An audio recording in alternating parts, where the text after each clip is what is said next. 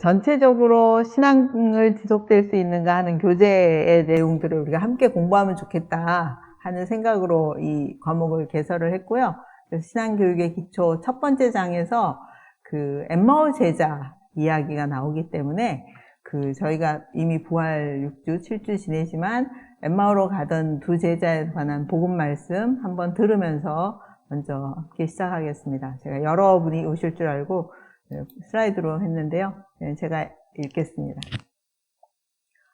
바로 그날 제자들 가운데 두 사람이 예루살렘에서 예전 스타디온 떨어진 엠마오라는 마을로 가고 있었다.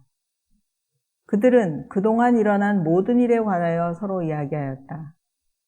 그렇게 이야기하고 토론하는데 바로 예수님께서 가까이 가시어 그들과 함께 걸으셨다. 그들은 눈이 가리어 그분을 알아보지 못하였다. 예수님께서 그들에게 걸어가면서 무슨 말을 서로 주고받느냐 하고 물으시자 그들은 침통한 표정을 한 채 멈추어 섰다. 그들 가운데 한 사람 클레오파스라는 이가 예수님께 예루살렘에 머물렀으면서 이 며칠 동안 그곳에서 일어난 일을 혼자만 모른다는 말입니까? 하고 말하였다. 예수님께서 무슨 일이냐 하시자 그들이 그분께 말하였다. 나자렛 사람 예수님에 관한 일입니다. 그분은 하느님과 온 백성 앞에서 행동과 말씀에 힘이 있는 예언자셨습니다. 그런데 우리의 수석 사제들과 지도자들이 그분을 넘겨 사형 선고를 받아 십자가에 못 박히시게 하였습니다. 우리는 그분이야말로 이스라엘을 해방하실 분이라고 기대하였습니다. 그 일이 일어난 지도 벌써 사흘째가 됩니다. 그런데 우리 가운데 몇몇 여자가 우리를 깜짝 놀라게 하였습니다. 그들이 새벽에 무덤으로 갔다가 그분의 시신을 찾지 못하고 돌아와서 하는 말이 천사들이 발현까지 보았는데 그분께서 살아계시다고 천사들이 일러주더랍니다. 그래서 우리 동료 몇 사람이 무덤에 가서 보니 그 여자들이 말한 그대로였고 그분은 보지 못하였습니다. 그때 예수님께서 그들에게 이르셨다. 아, 어리석은 자들아. 예언자들이 말한 모든 것을 믿는데 마음이 어찌 이리 굼뜨냐. 그리스도는 그러한 고난을 겪고서 자기의 영광 속에 들어가야 하는 것이 아니냐. 그리고 이어서 모세와 모든 예언자로부터 시작하여 성경 전체에 걸쳐 당신에 관한 기록들을 그들에게 설명해 주셨다. 그들이 찾아가던 마을에 가까이 이르렀을 때 예수님께서는 더 멀리 가려고 하시는 듯 하였다. 그러자 그들은 저희와 함께 묵으십시오. 저녁 때가 되어가고 날도 이미 저물었습니다. 하며 그분을 붙들었다. 그래서 예수님께서는 그들과 함께 묵으시려고 그 집에 들어가셨다. 그들과 함께 식탁에 앉으셨을 때 예수님께서는 빵을 들고 찬미를 드리신 다음 그것을 떼어 그들에게 나누어 주셨다. 그러자 그들의 눈이 열려 예수님을 알아보았다. 그러나 그분께서는 그들에게서 사라지셨다. 그들은 서로 말하였다. 길에서 우리에게 말씀하실 때나 성경을 풀이해 주실 때 속에서 우리 마음이 타오르지 않았던가. 그들이 곧바로 일어나 예루살렘으로 돌아가 보니 11 제자와 동료들이 모여 정녕 주님께서 되살아나시어 시몬에게 나타나셨다 하고 말하고 있었다. 그들도 길에서 겪은 일과 빵을 떼실 때 그분을 알아보게 된 일을 이야기해 주었다.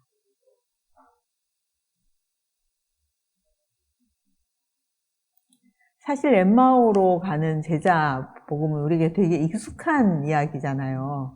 근데 이제 어떤 일이 일어나는지 되게 길고 긴 이야기고 그렇지만 또 한편에서는 또 되게 간단하게 이야기하면 제자들이 걸어가고 있었고, 중간에 예수님을 만났고, 성경에 관한 이야기를 듣고, 가시려고 하니까 초대해서 빵을 나누었는데, 그때 자기들의 경험을 앓은 거잖아요. 스님에게서 혹시 이렇게 다가온 어떤 구절이나 그런 부분이 있으셨어요?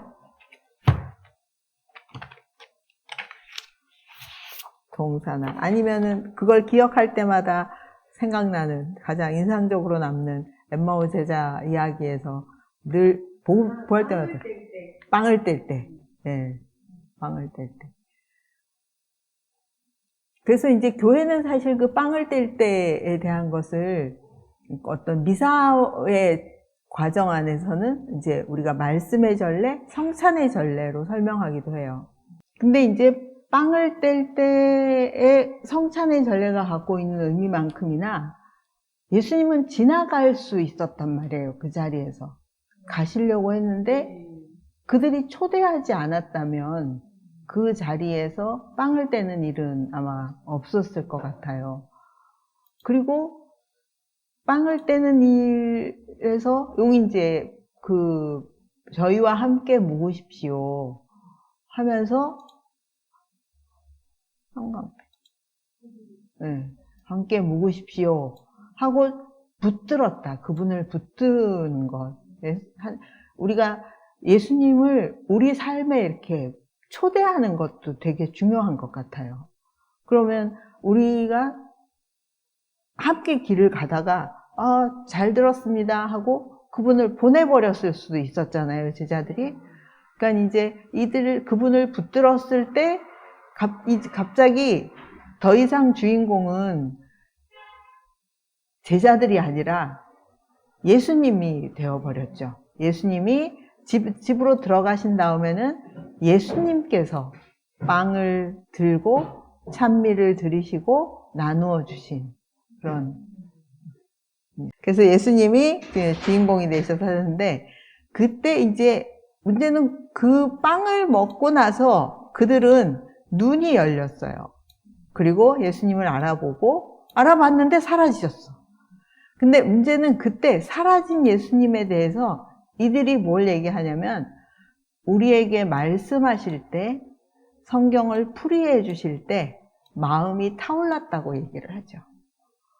그러면 결국 그들은 무엇을 들었는가를 이제 다시 기억을 해보면, 예언자들이 말한 것을 믿는데 그렇게 굼뜨냐, 고난을 겪고서 영광에 들어가는 것이 아니냐 하면서 이것을 성경 전체에 있는 당신의 기록들을 설명해 주신 거예요.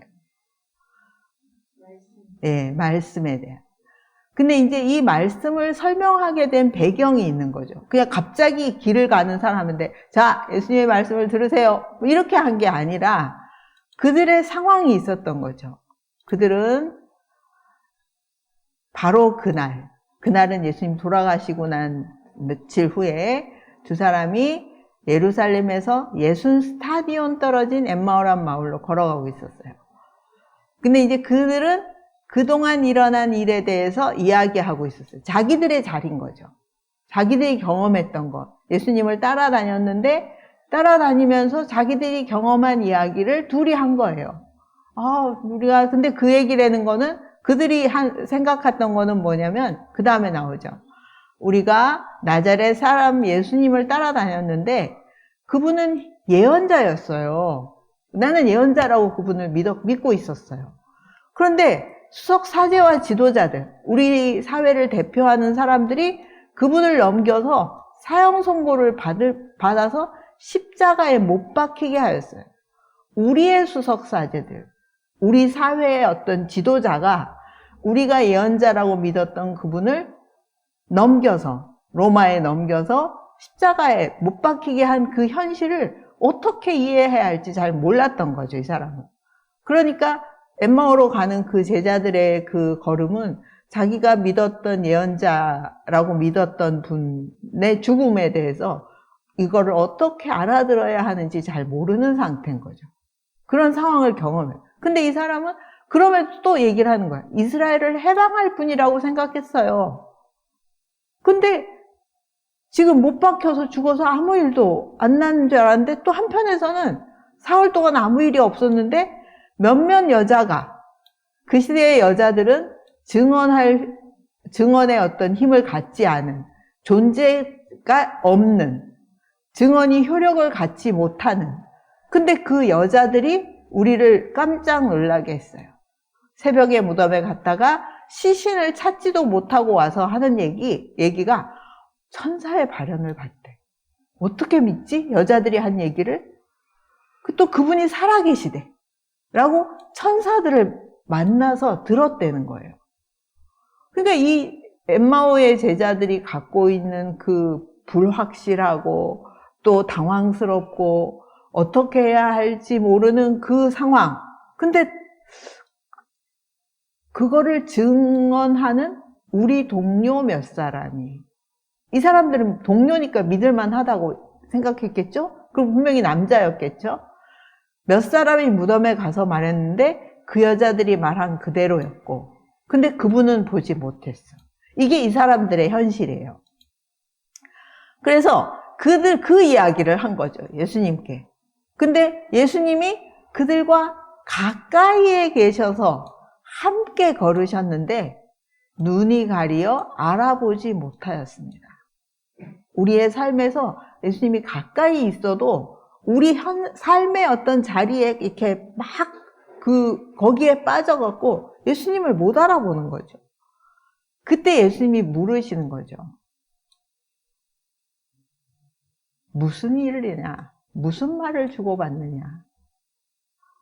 그러면 우리는 우리의 상황에 딱 빠져서 우리의 그 침통한 우리의 현실에 가득 몰입이 돼서 이렇게 얘기하는 거죠. 이 며칠 동안 그곳에서 일어난 일을 아니 혼자만 모른다는 말입니까?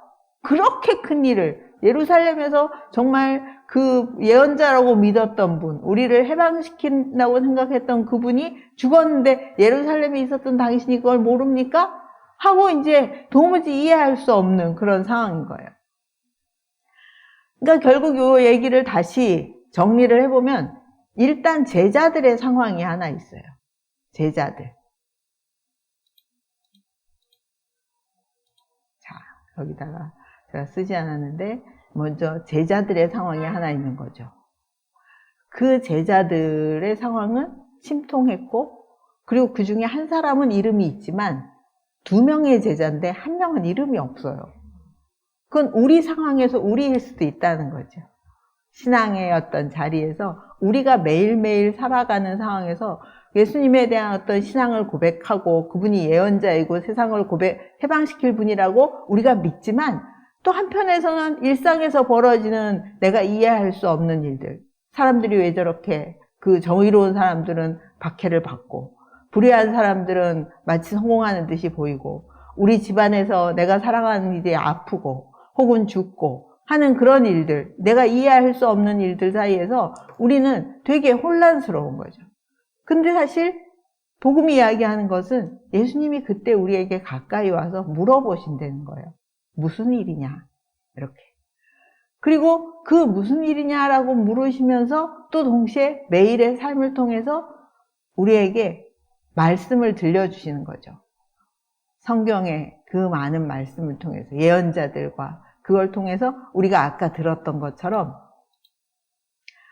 예언자들이 말한 모든 것, 그리스도는 고난을 겪어서 자기의 영광 속에 들어가야 한다는 것, 그래서 성경 전체에 당신에 관해서 알려준다는 거예요. 근데 오늘 복음은 그렇게 얘기를 하죠. 하느님을 보여주십시오. 필립보가 얘기를 해요. 선생님, 그렇게 당신에 관해서 여러 가지 복잡하게 얘기하지 마시고요. 그냥 우리에게 하느님을 보여주세요. 그럼 우리가 금방 믿을 거예요. 사실 필립보 이거였거든요. 근데 필립보에 대해서 예수님이 말씀하시는 것은 뭐냐면, 나를 보고 있으면 하느님을 보는 거다. 그걸 왜 믿지 못하냐. 내가 길이고, 내가 진리고, 내가 생명이다. 이렇게 말씀하신단 말이에요. 그러니까 그들에 관한 거, 성경 전체에 관해서 사실은 예수님이 누구신지를 우리에게 매일 알려주시는 거죠. 말씀 안에서.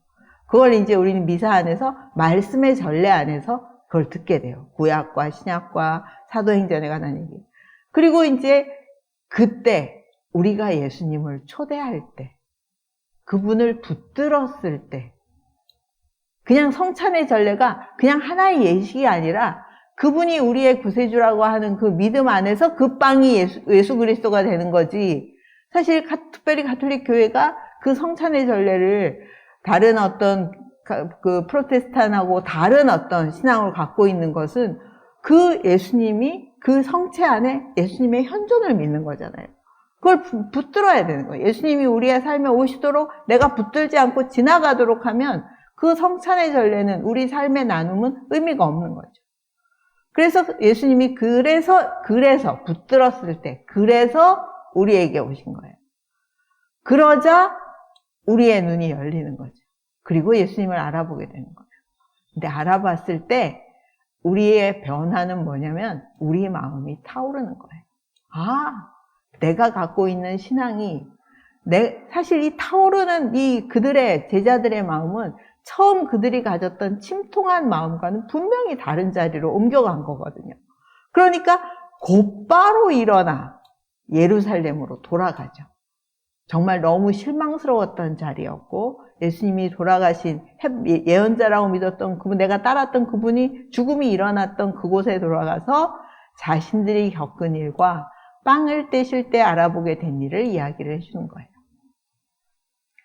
우리가 하는 신앙교육은 바로 이 엠마오로 가는 제자들의 여정을 매일매일 사는 거예요. 제가 이번 학기를 통해서 함께 나누고 싶은 것은 바로 그래서 토마스 그롬이 쓴 신앙이 지속될 수 있는가 하는 이 책에 대한 내용들을 함께 공부할 거예요. 이 책의 부제는 그리스도교 신앙교육의 새로운 비전이라고 쓰여 있어요. 그 안에서 우리가 이번 첫 번 전체적으로 예수님의 교육 방식은 그럼 뭐였을까? 어떻게 했을까? 사실 엠마오로 가는 제자들에 담겨 있어요. 잘 기억해 보면. 예수님 가르침의 특징은 무엇일까? 그것도 거기 담겨 있어요. 가르침의 방식? 그것도. 그러면 중요한 건 뭐냐? 사실 이 책은 혼자 읽으셔도 돼요.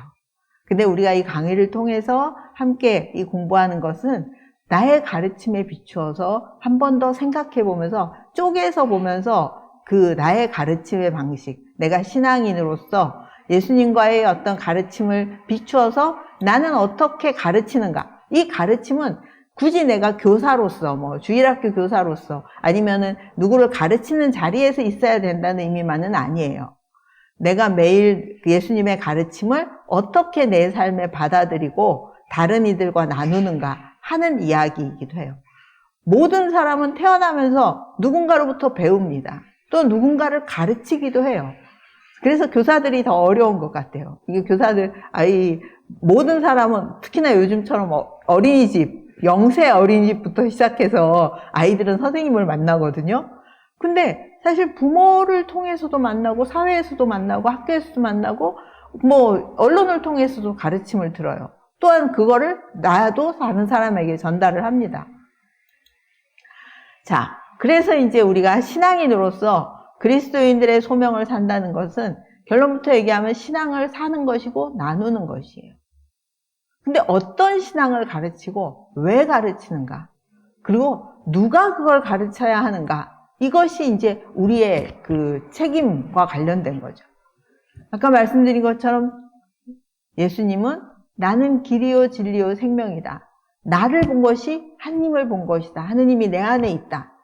그리고 특히 요한복음 17장 세상을 떠나시면서 제자들에게 하신 말씀을 보면 정말 당신이 나에게 주신 그 사람들을 지금 내가 다시 세상에 보내는데 이들이 정말 하느님 당신의 힘 안에서 이들이 정말 진리를 얻고 지혜롭게 용기 있게 살기를 그렇게 이제 기도하고 있단 말이에요. 근데 이것은 예수님이 길이요 진리요 생명이다 말로만 하신 것이 아니라 당신의 삶으로 보여주셨어요. 그리고 그분의 제자로 사는 것이 가장 충만한 길이라고 말씀해 주십니다. 근데 사실 신앙을 전달하는 것은 모든 시대에 있어서 어려운 거예요. 보이지 않는 것을 우리가 가르치는 것이니까. 저는 이제 초등학교 6학년 때 영세를 했고, 저희 집이 다 가톨릭 신앙을 갖고 있지만, 사실 제 동생들은 지금 냉담 중에 있어요. 그래서 엊그제도 이제 만났더니, 아니, 그게 뭐, 그렇게, 신앙이라는 게 좀 삶에 쓸모가 있어야지, 뭐 약간 이런功利주의적이고, 아주 유용성을 갖고, 실질적인 걸 막 얘기를 하는데, 사실 그리스도인으로 살아간다고 할 때, 앞서 예수님이 엠마오에서 보여준 거는, 예수님께서 어떻게 순환받고 고통받았는지를 알도록 얘기해 주시잖아요. 그 성경을 통해서. 그러니까 결국 그리스도인으로 살아간다는 것은 사실 쉽지 않은 일이다. 우리가 뭐 사순 시기에 예수님의 순환을 내 관해서 묵상하고 또 부활 시기를 지나면서 부활에 대한 어떤 신앙을 하지만 사실 그 순환에 대한 신앙을 가져야 순환 죽음에 대한 신앙이 없이는 부활에 넘어갈 수가 없거든요. 왜냐면 일상의 그 고통들, 그러니까 고통을 어떻게 이해해야 하는가의 문제이기도 해요. 그러니까 이 은총은 우리에게 어떤 응답하는 능력을 요구해요. 제자들이 정말 무엇을 들어야 하는지, 무엇을 알아야 하는지, 무엇을 삶으로 모셔와야 되는지. 그랬을 때 이 토마스 그룸이 얘기하는 것은 삶에서 신앙으로, 나의 삶을 신앙에 비추어서 보고 그 신앙의 힘으로 다시 살아가는 것. 이 삶에서 신앙으로 다시 삶으로라고 하는 이 원리를 가지고 이 세상을 보고 신앙을 교육해야 한다는 것을 계속해서 이야기를 하고 있습니다. 제 동생 이야기도 했지만 사실상 오늘날 신앙 교육은 논리적으로 설명하려고 해요. 이신론은 이 근대 이후에 우리의 모든 교육이 인간 이성을 통해서 설명되는 것만이 진리라고 받아들였어요. 이성을 통해서 설명되지 않는 것은 마치 그 존재하지 않는 것처럼, 심지어는 그 현대에서의 어떤 분석 철학은 말로서 표현되어야만 그것이 진리라고 얘기를 한 거죠. 근데 과연 인간이 말로서 모든 것을 설명할 수 있는가? 사랑을 어떻게 얘기할 거고 믿음을 어떻게 얘기할 것인가? 이런 이제 질문들을 가지게 되죠. 그리고 이제 우리가 코로나 시대를 지내면서 이제 그 카톨릭 신앙의 어떤 냉담에 대해서 이제 여러 가지 이야기들을 많이 하죠. 뭐 꼭 미사에 참석을 해야 되냐?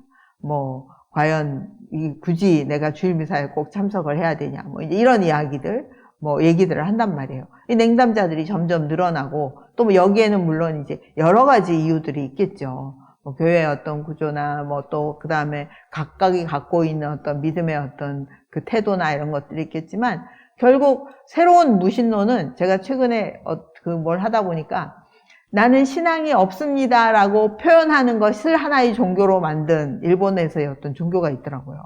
그러니까 이제 뭐 그 무신론도 하나의 종교처럼 갖고 있는 거예요. 그리고 이제 무엇보다 이제 이런功利주의적 세속화 시대에 그 인간적인 그 나에게 도움이 되는 것. 근데 나에게 도움이 되고 나에게 어떤 그 의미가 있는 것의 기준은 뭐예요? 나잖아요, 나.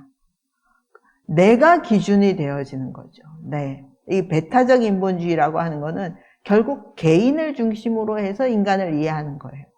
근데 인간은 절대로 하느님을 설명할 수도 없고 다 알아들을 수도 없어요. 인간은 피조물이기 때문에. 근데도 인간이 다 알 수 있다고 생각해온 근대 이후의 어떤 흐름들 안에서 인간은 그 신앙에 대한 것들을 점점 잊어버리고 있는 거죠. 그러니까 결국 신앙 공동체라고 하는 것은 무엇을 중요하게 여길 것인가에 대한 가치관의 문제이고 내가 누구인가, 그리스도인으로서의 내가 누구인가에 대한 정체성의 문제라고 볼 수 있어요. 신앙교육의 핵심은 보통 인간은 자신의 삶을 성공적으로 가꿀 수 있도록 자신의 하는 일에 의미를 부여하고 그 의미 때문에 그것에 헌신하게 해요. 그 죽음의 수용소에서라는 그 책을 쓴, 제가 금방 이름이 생각이 안 나는데, 거기에 보면 그 나치 수용소에서 살아남은 사람들은 체격이 좋은 사람, 등치가 큰 사람, 힘이 센 사람이 살아남은 게 아니라 여기서 나가서 해야 할 일이 있다고 믿는 사람들, 뭐 복수를 하든 사랑을 하든 누구를 찾아가든 그 자기 삶에 의미가 있는 사람들이 살아남았다는 거예요. 그랬을 때 근데 이제 이런 의미라고 하는 것은 인간이 갖고 있는, 개인이 갖고 있는 의미로 설명할 수도 있지만 사실 인간은 그 한계 때문에 분명히 그것을 넘어서는 신앙으로의 도약을 필요로 합니다. 인간 자신 안에서만 답을 찾을 수가 없기 때문에 그래요. 그래서 인간이 지닌 이 영적 본성은 우리가 창세기에서 듣고 있는 1장에서 3장, 가톨릭 교회가 몇 년 전에, 한 2, 3년 전에 성서인간학이라는 그 책을, 문서를, 교황청 문서, 성서위원회에서 문서가 나왔거든요. 꽤 두꺼운 책인데, 언젠가 보니까 여기서 강의가 열리기도 했더라고요. 임숙희 교수님이. 그 성서인간학은 창세기 1장과 3장에서 표현되어 있는 인간에 대한 이해를 중심으로 성경의 구약과 신약 전체를 통틀어서 인간에 대한 것을 설명해 놓고 있어요. 그래서 그 강의가 열리면 꼭 들어보시면 좋을 것 같고 그 책을 좀 읽어보셔도 좋을 것 같은데 기본적인 내용은 뭐냐면 그런 거예요. 첫째, 인간은 하느님의 모상으로 창조되었다. 하느님의 우리 모습을 닮은 사람으로 만들자 그랬잖아요. 근데 그 인간은 흙으로 지어졌죠. 하느님이 손으로 흙으로 빚어서. 그렇기 때문에 인간은 한계를 가질 수밖에 없어요. 근데 그 인간의 한계에도 불구하고 그 흙으로 빚어진 인간에게 하느님은 당신의 숨을 불어넣어 주셨어요. 그러니까 인간은 흙으로 지어진 존재로서의 한계를 갖지만 하느님의 숨을 간직한 어떤 위대함도 함께 가진 존재인 거예요. 그래서 시편 8편에서는 정말 천사보다 못하게 만드셨어도 정말 어떻게 인간을 이렇게 사랑하십니까? 하고 시편 저자가 고백을 하는 거죠. 그런데 그 인간은 하느님으로부터 자유와 책임도 받았어요. 하느님의 그 위대함을 통해서 모든 동물과 자연을 돌보도록 그리고 동반자를 만드셨죠. 짝을 만들었어요. 남자와 여자로. 그랬는데 이제 그 얘기가 나중에 또 좀 더 자세히 얘기할 수 있을 텐데 그 인간은 결국 자신이 가진 자유를 통해서 죄에 빠지게 되죠. 인간은 선을 선택할 수도 있고 악을 선택할 수도 있도록 창조되었기 때문에. 근데 그 죄에 빠진 인간을 하느님은 그냥 두시느냐? 그게 아니라 신약과 구약의 그 많은 이야기 통해서 인간은 끊임없이 반역을 하지만 하느님은 또 끊임없이 인간을 구원하시는 것. 그래서 인간은 하느님 안에서 하느님 외에 어떤 것으로도 채울 수 없는 하느님 형상의 빈 공간을 갖고 있다 이렇게 얘기합니다. 그렇기 때문에 신앙교육은 바로 모든 신앙 공동체에서 가장 중요한 책무인데 그 신앙교육은 뭐냐? 첫째, 영적인 가정에 대한 소속감을 심어야 한다. 내가 지금 이 영적인 그리스도의 신앙 공동체 안에 있다는 것을 알아야 되는 거예요. 사실상 가톨릭 신자의 비율은 한국의 경우에는 우리가 한 10% 정도 치죠. 뭐 나라마다 이제 100%가 아니에요. 가톨릭 신자가. 뭐 여러 종교들이 있고 그 가운데 가톨릭 신앙을 가진 사람들이 자기 그 공동체 안에서 공동체적 특성을 배우는 거죠. 유대인들이 유대인 공동체의 어떤 그 특성을 배우듯이 가톨릭 신자들은 영적인 가정에 대한 소속감을 가지면서 그 힘을 받는 거예요. 그렇기 때문에 우리가 갖는 종교의 특정한 전통에 대해서 알려줘야 되죠. 그리고 전통에 따라서 교육하는 거예요. 우리 집안의 아이가 태어났는데 갑자기 그거를 남의 집안의 전통에 따라서 아이를 기르지는 않잖아요. 그러면서도 다른 종교를 믿는 이들에 대한 어떤 날카로운 비판이 아니라 우리 종교의 특별함, 다른 방식으로 우리 종교에 대한 특별함을 가르치는 거예요. 뭐 이번에 최근에 보니까 최근에뿐만 아니라 가끔 이제 뭐 그 프로테스탄 신자들이 절에 가서 불상을 훼손하거나 뭐 청와대에 있는 뭐 가서 불상을 뭐 문화재를 훼손했다. 사실 이런 것들에 대해서 그건 우리나라의 종교 교육이 없기 때문에 그래요. 우리나라는 그냥 각자 자기 신앙을 갖고 자기 그 가정, 각각의 공동체에서 그 전통을 배우긴 하지만 종교라고 하는 건 인간의 본성 안에 있기 때문에 어떤 영적인 것, 초월에 대한 어떤 감각들을 갖고 있기 때문에 모든 국민이 다 종교 교육을 받아야 돼요. 그래야 어떤 다른 전통에 대한 것들을 이해를 하게 되는 건데, 이거는 자기 전통 안에서만 배우니까 다른 것이 틀리다고 얘기를 하게 되는 거죠. 저는 고등학교 때 제 친구랑, 개신교 친구랑 그 마리아, 너희는 마리아를 믿잖아 하는 거 갖고 얼마나 많이 싸웠는지 몰라요. 근데 사실 많은 그런 부분에서의 어떤 그 논쟁들을 하게 되거든요. 근데 이거는 우리 각각의 종교가 갖고 있는 특정한 전통에 대한 그 다름을 이해하도록 하는 게 필요한 거예요. 그래서 그리스도교 신앙과 정체성을 알게 하는 것, 정체성은 신앙교육은 알게 하는 것. 일단 알아야 하고 그거에 따라서 길러야 돼요. 그리고 그걸 통해서 쇄신시키는 것. 뭐냐? 안다는 건 개인적 확신을 갖는. 나는 그리스도교 신자로서 우리가 본당에서 요즘은 그런 일이 없는데 저는 공소에서 시골 공소해야 되는데 제 같이 있는 동네 아주머니의 아주 어린 아이가 거긴 저희는 마루에 앉아서 이렇게 미사를 했거든요, 공소에서. 그러면은 아주 꼬마 아이가 꼭 미사 전에 미사포를 예쁘게 쓰고 나가고 그 앞에 이렇게 앉아갖고서는 기도를 그렇게 했어요. 근데 가끔 절에 가서도 그 조그만 남자아이들, 여자아이들이 열심히 부처님 앞에서 절을 하는 걸 보면 그 부모를 통해서 그 가정에서 그것들이 키워지는 거잖아요. 그러면서 자기들이 그 확신을 갖는 거예요. 그리고 핵심적인 믿음의 내용과 가치를 점점 배워가는 거죠. 천년홍채 교리, 그리고 그 과정을 통해서. 그리고 이제 그럴 때 이 가정과 공동체는 지속적으로 아이들을 양성해 주어야 돼요. 그리고 의도적인 사회화. 우리가 사회화라고 하는 것은 사회학에서 이야기하듯이 인간이 속해 있는 사회 안에서 그 사회가 추구하고 있는 가치나 규범들을 배워가는 거를 사회화라고 얘기하거든요. 그 사회에 익숙해지는 거예요. 우리가 젓가락을 사용하고, 그 다음에 옷을 입고, 있는 방식, 이런 것들 다 그 사회 안에서 배우는 거예요. 근데 여기 이제 정체성을 성장시켜가는 것. 어떻게 키워가는가. 그리고 그걸로 끝나는 게 아니라 세상에 생명을 주기 위해서 전생에 걸쳐서 회심의 길을 걷도록. 이게 한꺼번에 딱 끝나는 게 아니기 때문에. 그래서 끊임없이 우리 삶이 어떤지를 보아야 되는 것. 제자들이 그 침통했던 그 순간에 자기 이야기를 함으로써 예수님의 그 말씀을 다시 듣고 또 빵을 떼어 먹음으로써 정말 마음의 뜨거움을 느꼈던 것처럼 삶에서 신앙으로 다시 삶으로 나아가야 한다는 거예요. 그래서 이제 우리가 이제 요 다음에 계속 특별히 의식하면서 보실 것은 예수님 가르침의 특징은 뭘까? 예수님에게서의 이 가장 중요한 주제는 하느님 나라였어요. 하느님 나라를 어떻게 가르칠까? 어떤 내용과 어떤 방법을 쓸까? 그리고 나는 여기 예수님의 교육 방식에서 무엇을 배울까? 이제 이런 것들을 이야기를 할 겁니다.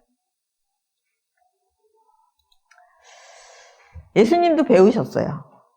예수님은 이제 우리가 알고 있는 대로 성경에서 12살까지 그 이야기가 나오고 그 다음에 이제 30살 혹은 33살 예수님이 세례받고 공생활을 할 때 이야기 나오는데 생각해보면 그 예수님이 그 30년 동안 그 나자렛 마을에서 지내셨을 거 아니에요?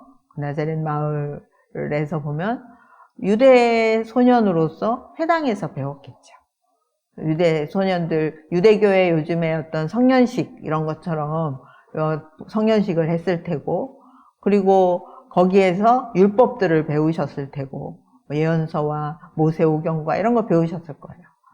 그리고 또 히브리인들의 교육 방식에서 하바루타에서 이렇게 토론식 방식, 가끔 학교에서도 그 방식을 토론 논술 수업할 때 얘기를 하거든요. 끊임없이 질문하고, 그리고 우리가 탈무드라고 하는 책에서도 본 것처럼 그거를 오늘날 어떻게 이해해야 하는지, 끊임없이 옛날 것들을 들으면서 오늘 우리는 그걸 어떻게 알아들어야 하는지, 논쟁의 부분에서는 어떻게 해야 되는지, 어떤 것들을 지키고 어떤 것들을 지키지 않아야 하는지, 지금, 그리고 그 규칙들도 아마 따르면서 지내셨을 것 같아요. 유대의 많은 규칙들, 안식일에 관한 법률들. 지금도 이제 유대인들은 630 몇 개가 되는 규칙들을 지키고 지내서, 저도 이제 기회가 돼서 예루살렘에 갔다 올 기회가 있는데, 거기는, 주말에는 엘리베이터가 모든 층에서 그냥 서요. 누르지 않게. 이렇게 누르는 게 일이기 때문에. 그래서 모든 층에서 다 씁니다. 그래서 이제 그런 것들 일상에서 배우셨을 거예요.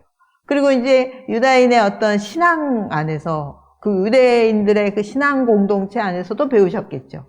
12살까지 3년에 한 번씩 예루살렘에 올라가셨고, 랍비들하고 토론도 했고, 뭐 그런 축제들도, 파스카 축제도 하셨을 테고, 뭐 그런 초막절도 하셨을 테고, 이제 축제에 참여했을 거예요.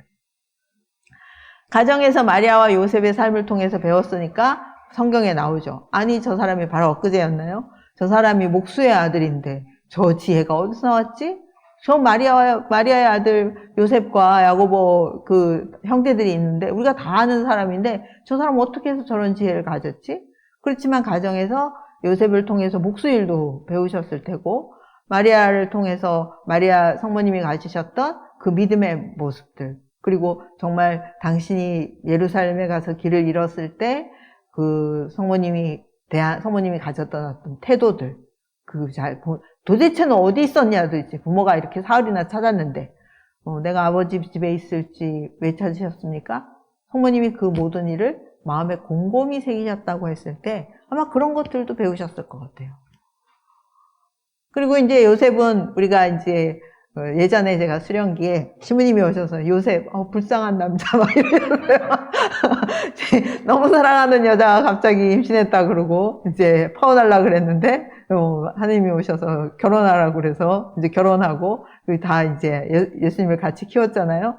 그리고 갑자기 이제 태어나자마자 또 이집트까지 가서 피신해야 했고 밤중에 그러니까 어느 날 그 네이티비티? 그 영화에 보면 그 나자렛에서 그 베들레헴으로 등록을 하러 가기까지의 그 요셉과 마리아의 여정에 관한 영화가 하나 있어요. 거기 보면 정말 너무 오랜 여정이고 마리아님이 임신 거의 해서 출산에 가까운 시기고 하니까 빵도 막 모자라고, 그러니까 요셉이 빵을 자기가 못 먹고 당나귀 주고 마리아 주고 막 이렇게 그러는 것들이 있는데, 사실 그 마리아를 돌보기 위해서 요셉이 감당해야만 했던 그 시간들. 그래서 지난 22년인가요? 이제 프란치스코 교황님이 요셉 아버지의 해를 하면서 우리 미사 경문에 성요셉이 들어갔죠. 예전에는 없었는데. 그래서 그 정말 의로운 분으로서 그 하느님께 가졌던 그 신앙, 이런 걸 통해서도 아마 예수님은 배우셨을 것 같아요. 그래서 가톨릭 교회는 부모와 가정이 첫째가 하는 교육자라고 얘기를 해요. 그래서 가톨릭 학교에 관한 그 문서에도 보면 가톨릭 학교는 부모의 어떤 교육을 위임받아서 하고 있는 거다라고 얘기를 하거든요. 그러니까 뭐 우리가 그 아이를 보면 그 집안을 볼 수 있다 이렇게 얘기도 하지만 이거 분명히 부모와 가정은 첫째가 하는 교육자입니다 하는 얘기예요. 근데 예수님은 배우기만 한 게 아니라 이제 세례를 통해서 이제 공생활을 시작하면서 가르치셨어요. 가르침의 가장 두드러진 특징은 이제 첫 번째, 예수 그리스도 자신이었어요. 그리스도 신앙의 핵심이며 자산. 내가 어떻게 하는지 삶을 통해서, 당신의 말씀을 통해서, 또 당신의 삶을 통해서 가르치셨어요. 그래서 그 복음서는 예수님의 공적 업무를 가르침이라고 복음에서 150회 가르침에 대해서 예수님이 가르치셨다. 그래서 예수님은 스승이시다. 하느님 아버지만이 스승이다 라고 얘기하지만 이제 바로 이렇게 가르침으로 당신의 업무를 이야기하십니다. 그리고 우리는 예수님의 이름으로 가르치도록 부름받은 사람들이에요. 그리스도교 신자는. 성부와 성자와 성령의 이름으로. 나의 이름이 아니라, 나의 명예와 나를 위한 것이 아니라 예수님의 이름으로 가르쳐야 합니다. 그리고 그 가르치는 방식은 예수님의 가르치는 방식과 같아야 돼요. 예수님의 가르치는 방식은 모든 일을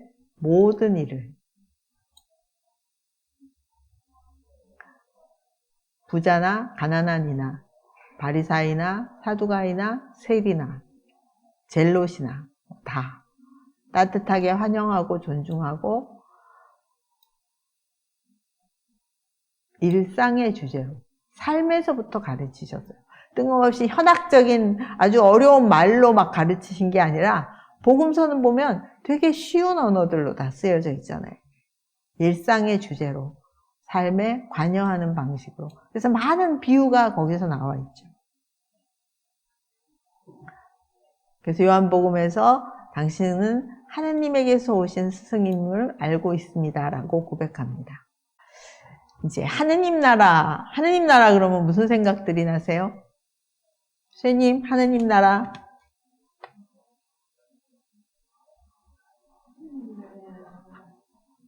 온전한 사랑, 완전한 충만한 사랑.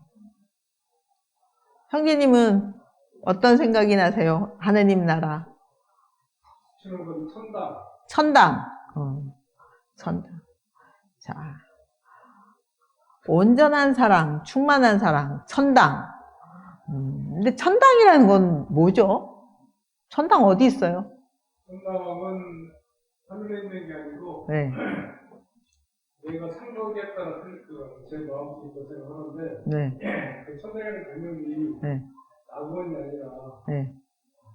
사랑이 베풀어지는 것. 사랑이 베풀어지는 곳. 네. 사랑이 베풀어지는 곳이 천당이다. 네. 내 이웃과 함께하는 네. 사랑이 태어나는 곳. 네. 이웃과 함께하는 사랑이 베풀어지는.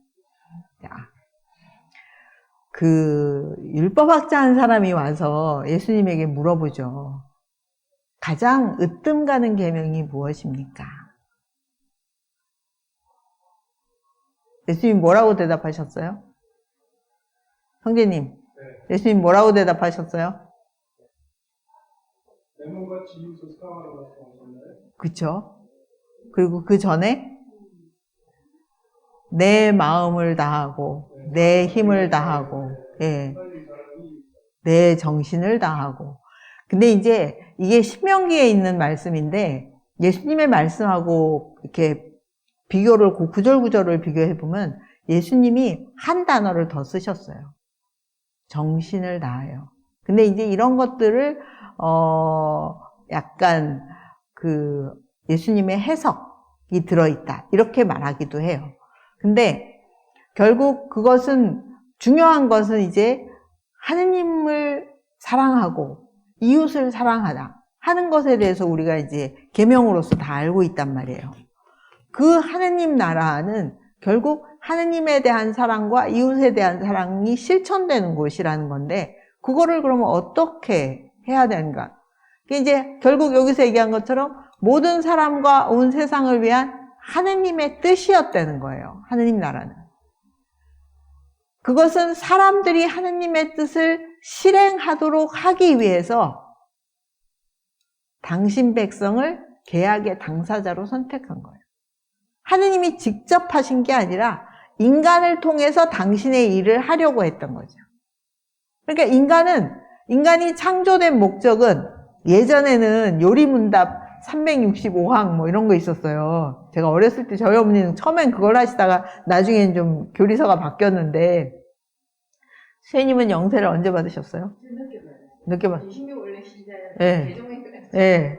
저는 21살이에요. 그때가 몇 년쯤 될까요?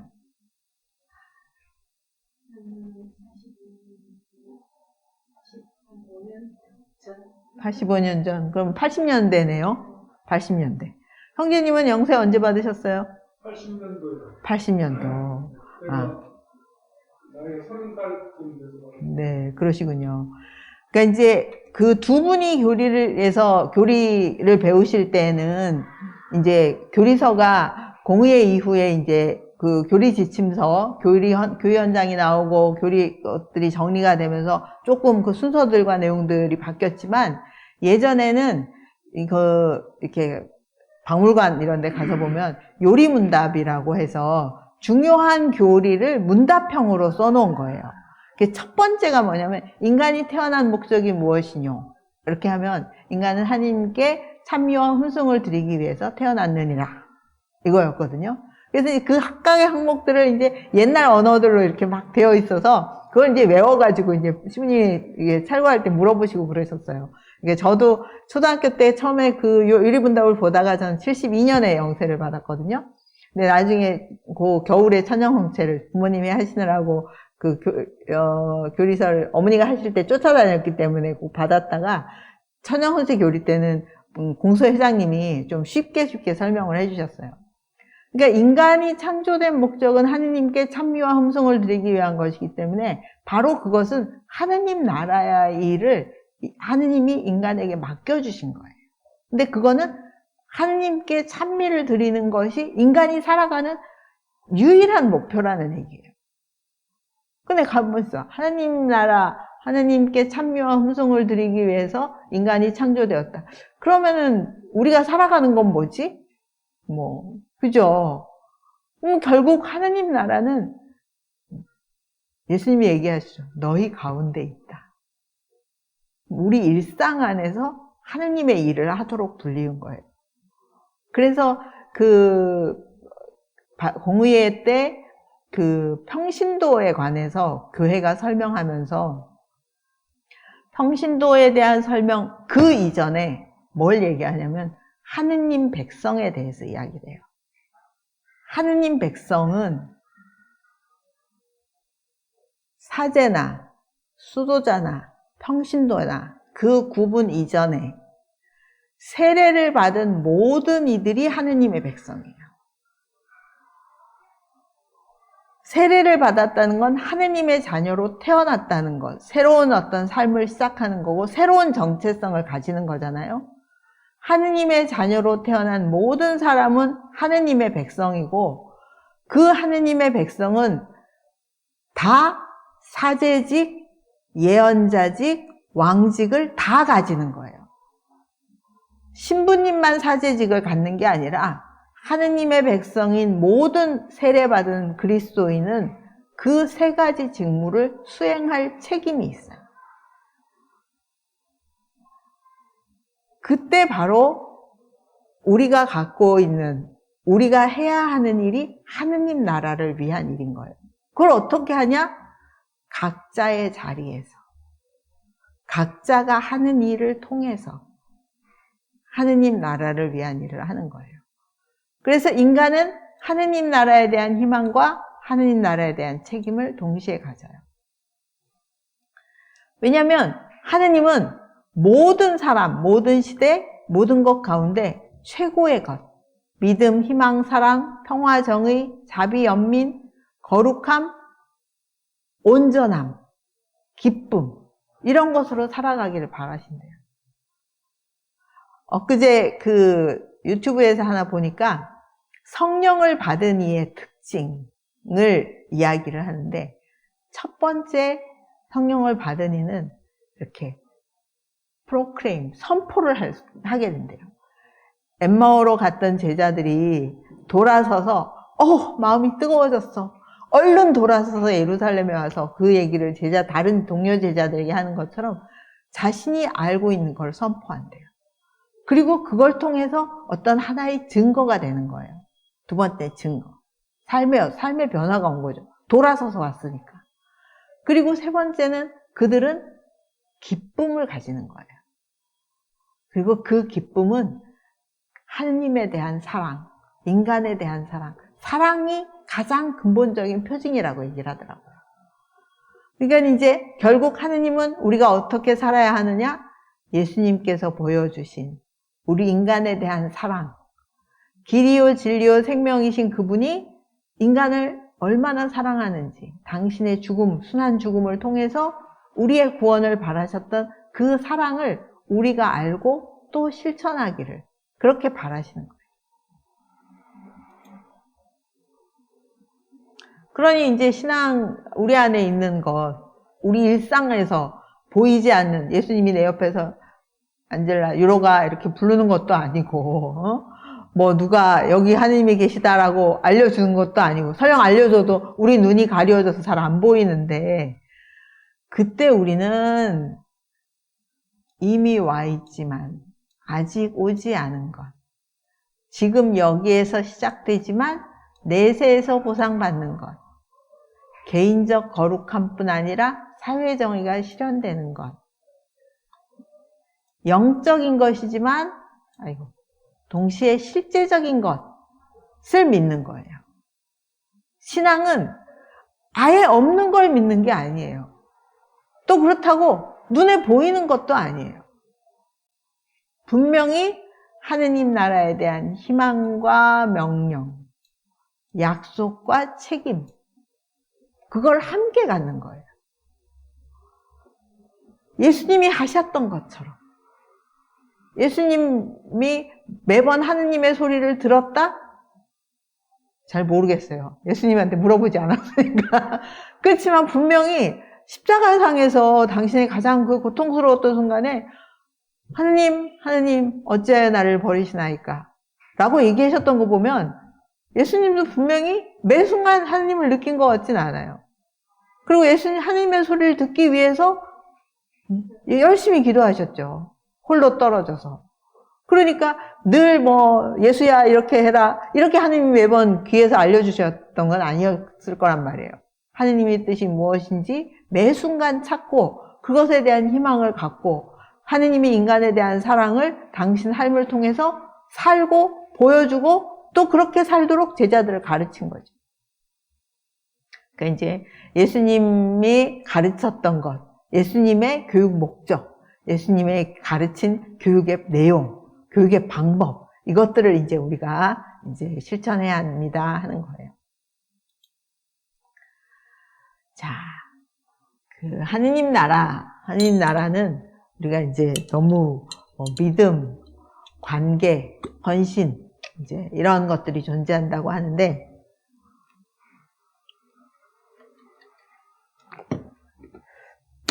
하느님 나라를 가르친다는 것은 가르치는 사람은 자기 안에 그걸 가지고 있어야 돼요. 그렇다고 내가 완전해서 가르치는 건 아니에요. 그러면은 교사할 사람 아무도 없어요. 저도 이제 교사로서 수녀원 오기 전에도 교사였고 수녀원 와서도 교사를 했어요. 우리 학교를 하기 때문에 지금도 가르치고 있고. 근데 가르칠 때마다 늘 떨려요. 내가 얘기하는 것이 제대로 전달이 될까? 제대로 얘기하는 건 하는가? 듣는 사람들이 제대로 알아들을까? 이런 것들 되게 떨리거든요.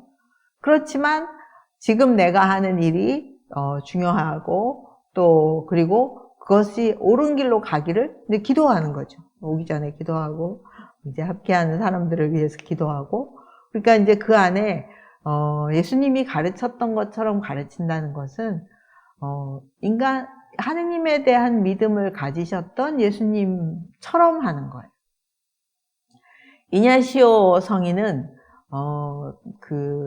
이렇게 기도 30일의 기도를 이렇게 피정을 할 때 어떤 한 부분에서 삼위일체이신 하느님이 세상을 내려다보는 것을 묵상하도록 초대를 해요. 세상에 내려다볼 때는 선한 사람도 세상 안에는 있고 악한 사람도 있고 정말 지옥으로 떨어질 사람들도 있고 그 상황에서 하느님이 가지셨던 마음을 묵상해 보도록 초대를 합니다. 그리고 그 자리에서 성자를 땅으로 내려보내시기로 한 것을 묵상하도록 하는 거예요. 당신의 아들을, 사랑하는 아들을 왜 인간으로 만드셨을까? 그리고 그 인간으로 오는 예수님은 과연 하느님의 무엇을 사람들에게 전하고 싶었을까? 무엇을 알리고 싶었을까? 그렇다면 예수님은 하느님의 그 마음을 가지고 살으셨을 거란 말이에요. 사람이 됐을 때. 하느님이 얼마나 인간을 사랑하시는지 요한복음이 요약해서 설명하죠. 하느님이 세상을 이처럼 사랑하셔서 독생자를 보내셨으니 그를 믿는 사람은 영원한 생명에 이를 것이다. 요한복음 3장 16절. 그러니까 하느님이 우리를 사랑하신다는 것, 하느님의 사랑을 믿는 것, 사실 되게 중요해요. 내가 소중한 존재라는 것, 내가 하느님의 사랑받는 존재라는 것, 그것을 믿는 것이 그리스도교 신앙에서 기초인 것 같아요. 그렇다고 해서 내가 아는 방식으로 하느님이 나를 사랑하시는지 그건 잘 모르겠어요. 제가 예전에 읽었던 어떤 동화에 필리핀 신부님이 쓰셨던 동화였어요. 제가 가끔 어른을 위한 동화 이런 거 잘 보는데, 한 마을에 세 사람이 나병에 걸려갖고 마을에서 쫓겨났어요. 셋 다 그리스도교 신자였어요. 한 사람은 되게 부자이고, 마을의 부자이고, 뭐 시장이나 뭐 이런 사람이었어요. 근데 그렇게 별로 주일에 뭐 미사에 오긴 했지만 별로 기도도 그렇게 열심히 하지 않았고, 뭐 여러 가지 자기 걸 챙기느라고 그렇게 신앙생활에 충실한 것 같지는 않았어요.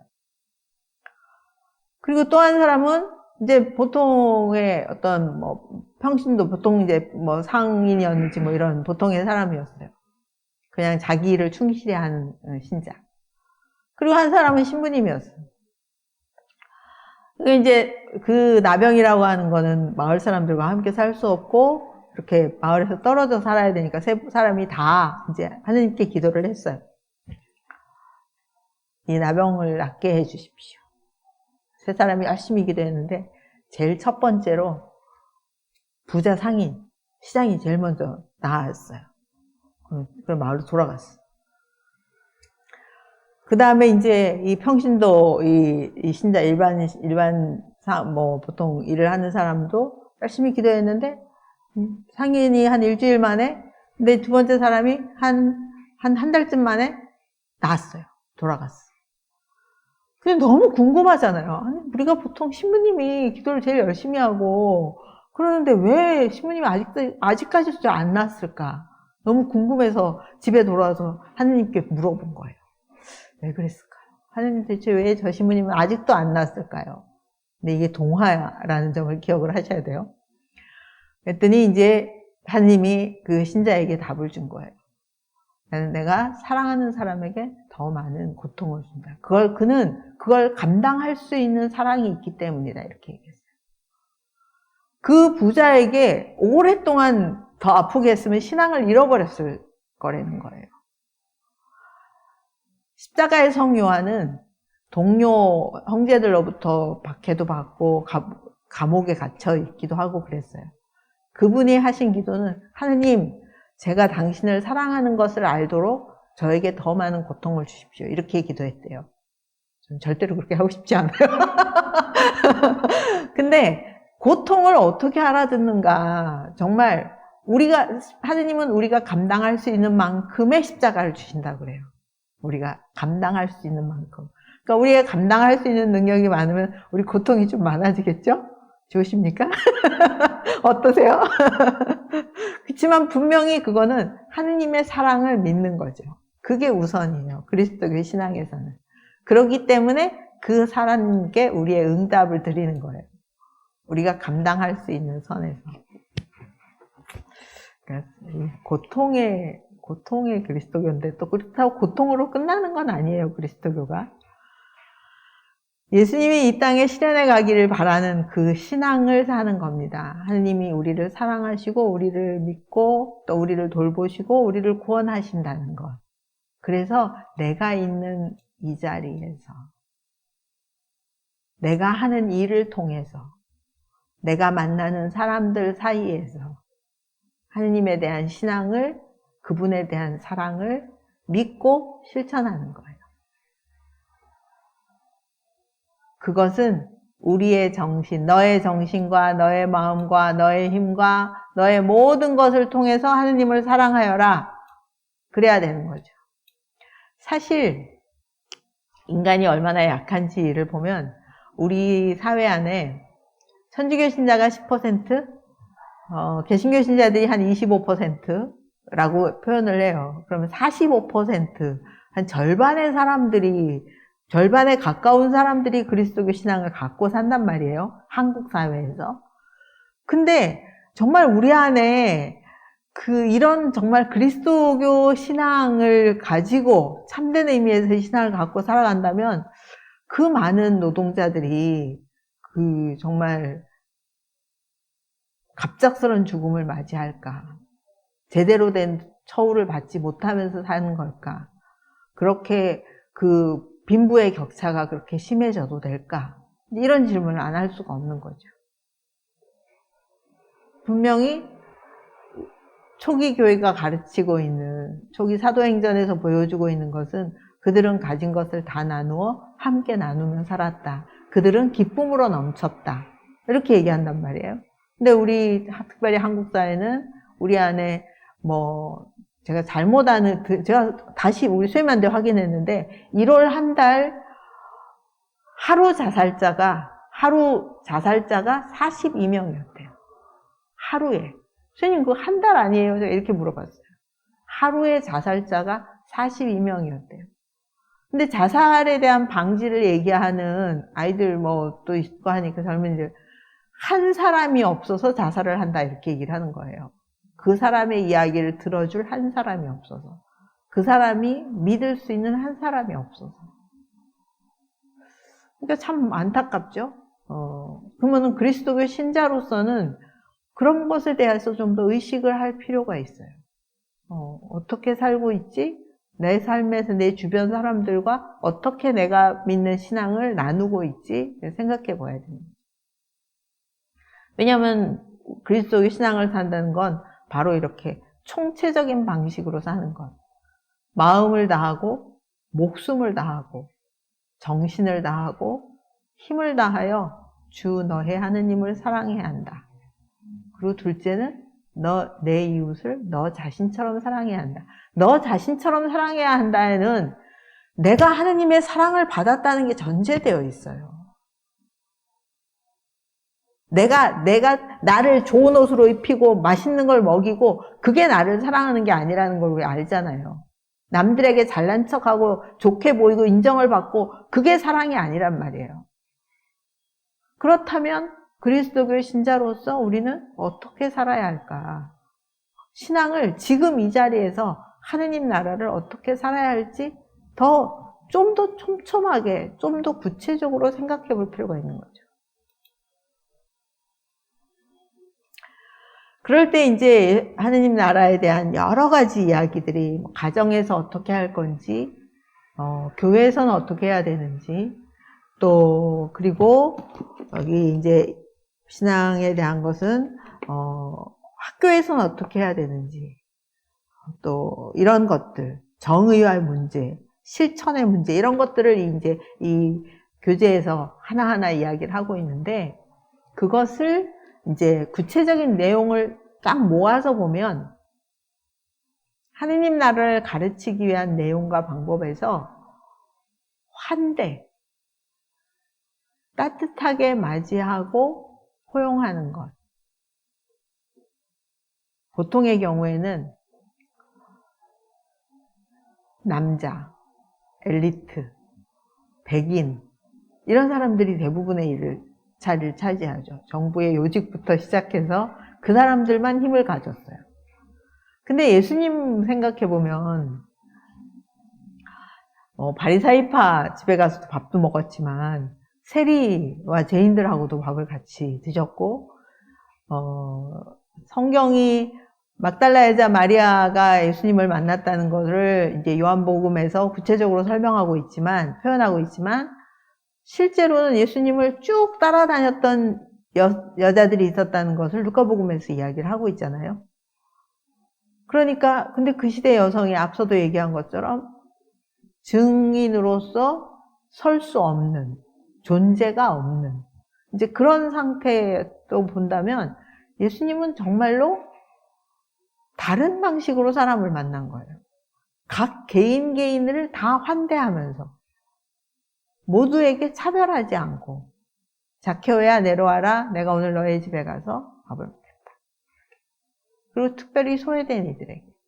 그래서 지난번 착한 목자에 대한 이야기를 할 때 프란치스코 교황님은 착한 목자의 모습을 그 지도자의 목자의 모습으로 이야기를 하시면서 착한 목자는 사람들 앞에, 양들 앞에서 가기도 하지만 양들과 함께 가고 양들 뒤에서도 가야 된다고 얘기를 해요. 양들에 앞서서 가야 양들이 어디로 가는지 알겠죠. 그냥 너희가 가, 내가 따라갈게 이렇게만 할 수는 없잖아요. 어디로 갈지 모르니까. 너희는 이쪽 길로 가야 돼 하고 양을 치기는 강아지들을 함께 하셨는지 어쩐지 모르지만 이 나무 막대기로 여기 이쪽이야 하고 분명히 흩어지는 양들을 앞쪽에서 모으셨을 거란 말이에요. 그것은 분명히 우리의 교육에서도 무엇을 향한 것인지 목표와 비전이 분명해야 되는 거예요. 교육하고. 그건 아까 얘기한 것처럼 하느님 나라인 거죠. 하느님 나라를 위한 교육이어야 되는 거예요. 근데 이 예수님은 착한 목자로서 양들과 함께 지냈어요. 목자들은 양들과 함께 잠자고 먹고 하죠. 그러니까 바깥쪽에 있는 목자들을 이스라엘에서는 그렇게 별로 귀하게 여기지 않았대요. 그렇지만 양들하고 들판에 서 있던 그 목자들이야말로 예수님의 탄생을 제일 먼저 와서 볼 수 있었던 거죠. 들판에 있으면 양들과 있었으니까. 그러니까 착한 목자이신 예수님은 사람들하고 함께 먹고 함께 생활하고 그들과 섞여서 어울려서 함께 지내셨어요. 근데 착한 목자는 또 동시에 뒤에서 떨어지는 양들, 뒤처지는 양들도 이렇게 돌봐야 되는 거죠. 길 잃은 양을 99마리의 양을 놓고 찾으러 나가는 착한 목자인 거죠. 그래서 착한 목자이신 예수님은 소외된 이들, 세리들, 여성들 이런 사람들을 함께 돌보셨어요.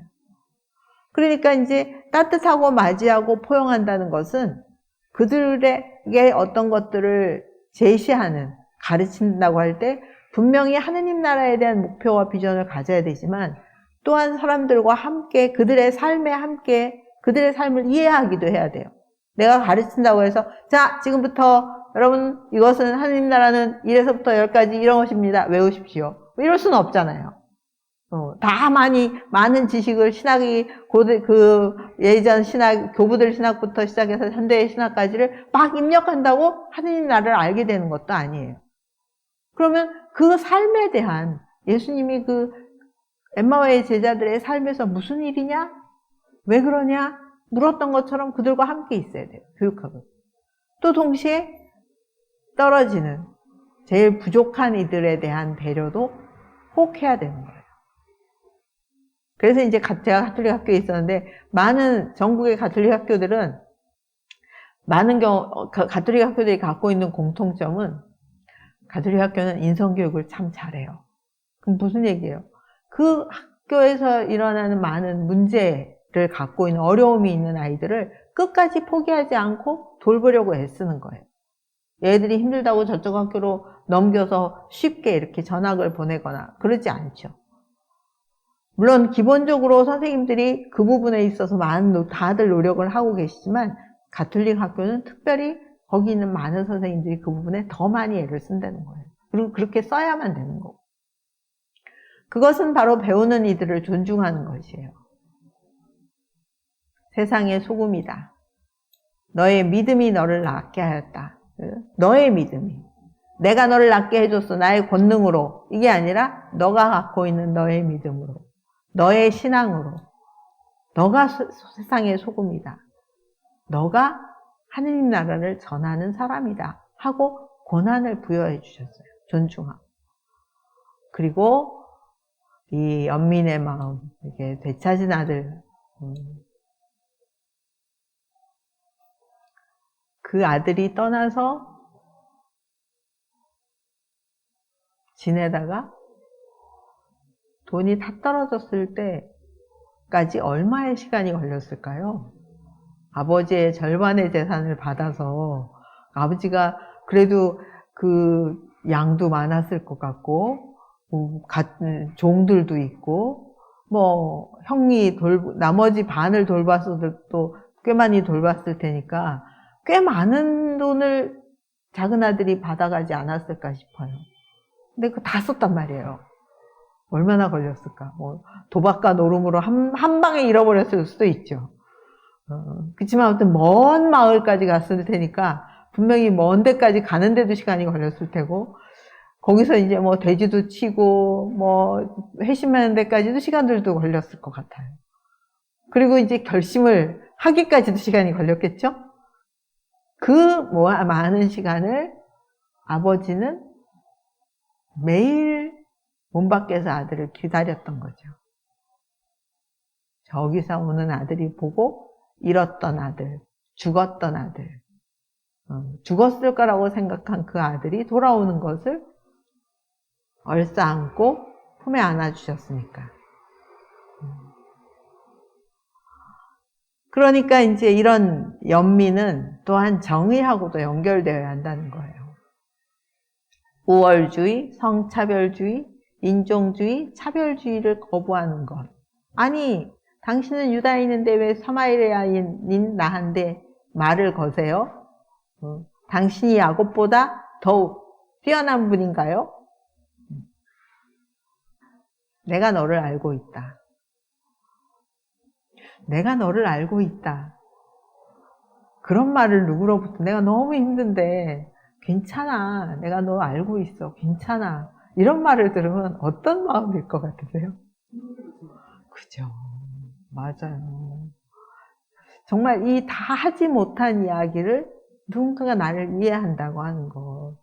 그럴 때 내가 받는 위로와 그 많은 어려움이 이렇게 눈이 녹듯이 일부분 이렇게 녹아지는 그 연민, 그 자비. 사실 그런 자비와 연민은, 그래서 이제 제가 히라버 단어를 정확히 잘 모르는데, 그게 이제 이 장이 찢어지는 것 같은 그런 마음이래요. 그러니까 이제 그 얘기를 할 때, 어미 원숭이에게서 새끼 원숭이를 빼갔을 때, 이 어미 원숭이의 장이 이렇게 다 찢어졌대요. 그 스프링만가 하는 그런 히라버인데, 연민은 그렇게 속이 찢어질 것 같은 그런 마음이라고 해요. 그러니까 어떤 우리가 우월주의, 성차별주의, 인종주의, 민족차별주의의 상황들을 마주했을 때 내 마음이 어떠한가? 그냥 무심한가? 아니면 그것들이 나를 화나게 하는가? 아니면 안타깝게 하는가? 이런 것들 사실 매 순간 그러긴 너무 어려워요. 세상에 예전에는 이렇게 정보들이 이렇게 더 뜨문뜨문했지만 요즘은 너무 많은 정보들이 들어오고 너무 아픈 사람도 많고 우리 감각이 약간 무뎌진 것들도 있는 것 같아요. 나의 고통이 너무 이렇게 크게 와서 다른 사람의 고통에 마음을 열기가 되게 더 어려워진 것 같아요. 그런 어떤 세속화, 그리스도교 신앙에 대한 약화 이런 것들이. 그렇지만 그리스도의 신앙인들은 그 마음을 간직할 필요가 있다는 거예요. 저는 학교 교장으로 있을 때 제가 지난 1학기 때 수업을 막 하려고 첫날 왔다가 이제 못했는데요. 그때 그 얘기를 제가 언뜻 드린 것 같은데, 제가 학교장이 되던 해에 학교 앞에 화상 경마장이 들어선다 그래서 이제 막 싸움을 이제 이렇게 들어오지 못하게 서명도 하고 여러 많은 분들의 도움으로 국회에 가서도 기자회견도 하고 법원도 가고 경찰청 앞에도 가고 아무튼 그랬어요. 그랬는데 그 안에 첫 해를 한 5년 동안 싸웠는데 첫 해를 지나고 나서 첫 해 끝부분에 카톡에서 저희 이 단체를 흐트러뜨리려고 하는 사람들이 있었어요. 그 지도부들을 막 비난하면서 일 못한다고. 그리고 사람들이 한 해가 지나니까 막 조바심이 난 거예요. 빨리 그런 일에 뛰어드는 많은 사람들은 일이 빨리 해결될 거라고 생각을 하게 돼요. 우리가 이제 막 아프다가 수술하면 금방 나을 거라고 생각하는 거하고 비슷한 것 같아요. 근데 실제로는 수술을 하면 그때부터 사실 또 다른 단계의 치유들을 해가야 하는 것 같더라고요. 근데 그 첫 해 그런 카톡에서 우리 단체를 대책위를 흩어버리려고 하는 사람들하고 싸우느라고 너무너무 한 2달쯤 진을 뺐어요. 겨우 지도부가 카톡에서 나와서 해결을 한 그날 세월호 사건이 터졌어요. 그러니까 이제 제가 그 화상역마장이 들어오는 걸 싸우려고 했던 것은 아이들의 건강한 교육 환경, 그리고 그 주변의 부모님들, 그 지역 사회의 건강한 환경을 지키는 일, 생명을 지키는 일이라고 생각하고 그 싸움을 했는데,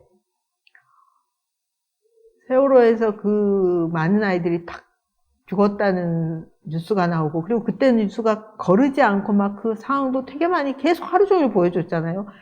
괜찮다 그랬다가 막 아이들이 막 이렇게 그 안에서 막 이렇게 손 들고 막 죽겠더라고요. 제가 교장실에 그때 교장이었는데 어떻게 해야 될지 잘 모르겠더라고요. 근데 이제 그런 그 각각의 자리에서 내가 살아가는 방식 안에서 내가 선택하고 경험하는 것들을 어떻게 이해하는가, 그리고 어떤 행동을 해야 되는가, 이런 것들은 사실 선택해야 할 많은 어떤 결들이 있는 것 같아요. 그럴 때 하느님 나라를 위한 것, 하느님이라면 어떻게, 예수님이라면 어떻게 했을까 하고 한번 생각해 보는 거는 되게 중요한 것 같아요. 그렇지만 어쨌거나 그 과정 안에 많은 사람들을 지내고, 그 많은 과정을 지내고 많은 사람의 도움으로 5년 만에 저는 다행히 그 일을 마무리할 수 있었는데, 그 후에 저에게 다가온 것은, 더 크게 다가온 건 그 젊은이들의 죽음이었어요. 구의역 김군과 공사장에서 그냥 죽어가는 그 실습 학생들. 근데 이제 재작년에 이제 이태원, 그래서 그 분향소를 갔더니 정말 사진도 잘 안 걸려 있고, 근조라고 쓰여 있는 팻말을 달지 못하게 이게 그냥 까만 리본만 달아라, 이게 정부의 지침으로 막 내려왔었어요. 근데 이제 그럴 때 무엇을 보아야 하고 무엇을 선택해야 될지, 그리고 모든 분야에 모든 사람이 다 연민을 느낄 수는 없는 것 같아요. 자기의 삶의 자리에서 자기 경험을 통해서 어떤 부분에 더 예민하게 그걸 갖고 가는 부분이 있는 것 같아요. 그래서 그런 연민의 마음을 잘 기억하는 거는 되게 중요하고, 그거를 실천해 가는 것. 그랬더니 최근에 우리 수혜님 한 분이 신문기사 하나를 오려서 저한테 주시더라고요. 뭐예요? 그랬더니 이건 수혜님이 꼭 봐야 돼. 그러고선 주셨는데, 충북 청주에서 5개의 학교가 있는데 큰 호텔이 하나 들어섰는데, 주변에 학교 교육 환경은 250m거든요. 그 교육 위생 환경이. 근데 그때 저희 때 그 경마장이 252m인가 250 몇 m밖에 없어요. 근데 이 청주는 250m 그 안에 6개 내지 7개의 초등, 중등, 고등학교가 있는데 호텔에 카지노가 들어온다는 거예요. 그래갖고 비상대책위가 생겼다고. 그래서 비상대책위 대표 이름하고 그것을 쓴 기사를 쓴 기자 이름 위에는 제가 알아볼 수 있는 정보는 없었는데, 아무튼 이거 수혜님이 도와줘야 돼요. 거기 연대해야 돼. 막 이러고서는 저한테 그 기사를 주시더라고요. 그래서 아무튼 그 기자한테 한번 연락을 해봐야 되겠다 이렇게 생각을 하고 있는데, 아무튼 그 연민의 마음을 가지고 정의에 대한 것을 헌신하는 것은 사실 실천 부분에서는 되게 중요한 것 같아요. 그리고 무엇보다 그 일에 우리는 예수님 직무의 동반자라는 것을 인식하는 것. 그래서 예수님은 삶에서 시작하셨어요. 우리가 각자의 삶이 다른 거잖아요. 내가 학생으로서, 교사로서, 혹은 직업인으로서, 아니면 내가 뭐 수녀로서, 사제로서, 농부로서. 그러니까 예수님은 여러 가지 비유를 드셨어요. 풍요, 알레고리라고 하는 거는 어떤 수사학적인 방법인데 하나를 통해서 다른 것을 더 알아보도록 하는 거. 우화, 이솝 우화 이렇게 얘기하면 이솝이 저 포도는 너무 셔. 자기 안 닿으니까 그렇게 얘기한 거잖아요. 그러면은 사람이 저렇게 자기가 할 수 없는 것들에 대해서 이런 핑계를 대는구나 하는 거를 이제 우화를 통해 알아듣는 거예요. 표징들을 통해서 삶을 바라보도록. 그래서 가끔 내가 꿈에 이런 걸 꾸었는데 아마 하나님이 나한테 이렇게 이끄시나 봐? 뭐 그런 것도 하나의 표징이 될 수 있죠. 요셉처럼. 내가 길을 가는데 아우구스티누스는 집어들어라 하는 소리를 듣고 책을 딱 폈는데 더 이상 그렇게 함부로 살지 말고 깨어 있어라. 뭐 이런 얘기. 이렇게 어떤 표징으로 듣기도 해요. 그리고 스스로 성찰하는 것. 자기 삶이 하느님 안에서 어떻게 해야 되는지 생각과 마음을 바꾸고 자신의 삶을 바라보는 것, 성찰해야 돼요. 그리고 예수님은 권위를 가지고 하셨어요. 저 사람의 말은 권위가 있네. 바리사이나 사두가이들이 가르친 것보다 권위가 있다. 나는 율법을 완성하러 왔다. 율법을 무너뜨리러 온 것이 아니다. 저 사람의 말은 삶과 연결되기 때문에 권위가 있어요. 삶의 진실성. 우리는 알아요. 저 사람이 진실하게 얘기하는지 그냥 대충 얘기하는지 사실 또 느낀단 말이에요. 그리고 진심은 늘 전달되는 것 같아요. 아무리 부족하고 모자라도. 그리고 자신의 것으로 만들도록. 그냥 듣고 넘어가는 게 아니라 스스로 알아듣도록. 그리고 당신의 일을 하도록. 그냥 듣지만 말고 귀만 크게 하지 말고 너의 몸과 너의 손과 너의 발로. 그래서 어떤 성가에 그런 거 있어요. 성가인지 기도인지. 하느님은 손이 없으십니다. 예수님은 당신의 손을 가지셨습니다. 예수님은 발이 없습니다. 하느님은 당신의 발입니다. 당신의 발을 필요로 합니다. 인간을 통해서 당신의 일을 하려고 하신다는 것. 그래서 머리와 마음과 손 이걸 통해서 인식적으로 알기도 해야 돼요. 사실 잘못 알면 안 되잖아요. 이상한 거 알면 안 되죠. 신천지 이렇게 그런데 빠지면 못 나오더라고요. 왜냐면 거기에 너무 깊이 빠지니까. 그게 삶에 너무 중요한 거니까. 왜냐하면 이 종교가 갖고 있는 그 어떤 전통, 특징들을 내 삶으로 가져왔고 그 관계 안에서 살았는데 그게 전부 아닌 것이라고 말해야 한다면 되게 힘든 거예요. 그건 마치 사랑하는 연인과 만났다가 헤어져야 하는 거하고 같은 고통인 것 같아요. 내가 그 사람에게 온 마음을 다해서 사랑했는데 그게 아무것도 아닌 게 돼버리는 거잖아요. 근데 그러니까 바르게 알아야 돼요. 바르게 가르쳐야 돼요. 그리고 그것을 감성적으로도 마음으로도 김수환 추기경님은 이렇게 머리에서 가슴으로 가는데 가장 오래 걸렸다. 오랜 시간이 걸린다. 이게. 근데 사실 마음이 움직여야 돼요. 연민을 가지지 않으면 사실 잘 실천하지 않아요. 마음이 뜨거워졌으니까 그들은 곧바로 돌아서 간 거예요. 그리고 실천해야 돼. 돌아서 가야 돼. 마음이 뜨거웠구나. 좋았어. 자, 그렇지만 가자. 그냥 엠마오로 계속 갔었으면 그들은 부활을 한 다른 동료들의 이야기를 듣지 못했을 거예요. 행위적 차원에서의 선택이 요구됩니다.